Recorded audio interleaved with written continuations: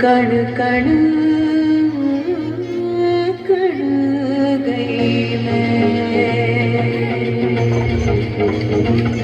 कांधे पे जोग का धनुष उठा के सीधी तन गई मैं, योद्धा बन गई मैं। हर सांस में आग का रंग मिला के तन मन धन गई मैं, योद्धा बन गई मैं। अब बनी हुआ है धूनी और आंगन है रणभूमि, अब काल भी आंख में आंख न डाले ऐसी ठन गई मैं, योद्धा बन गई मैं।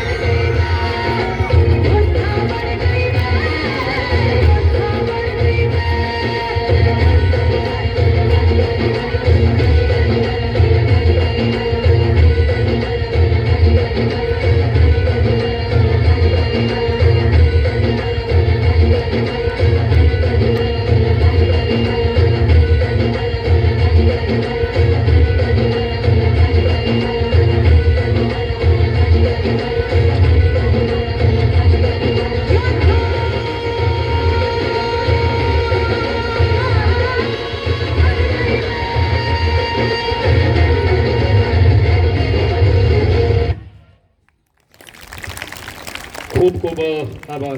આ મહિલા વીરાંગનાઓની આપણને યાદ અપાવે ઝાંસીની રાણીની એવું એક અદ્ભુત ગીત આ દીકરીઓ આપણી સામે પ્રસ્તુત કર્યું. એકવાર જોરદાર હાથ તાળીના નાદથી આપણે બતાવીએ. હમણાં જ આપણે જોયું 22 તારીખે ભારત માટે સમગ્ર હિન્દુ સમાજ માટે એક અદ્ભુત અને અવલૌકિક દિવ્ય દિવસ એટલે પ્રભુ શ્રી રામલલ્લાનો નૂતન મંદિરમાં પ્રાણ પ્રતિષ્ઠા એવા એક ગીતની પ્રસ્તુતિ થવાની છે, મેરે રામ આયે.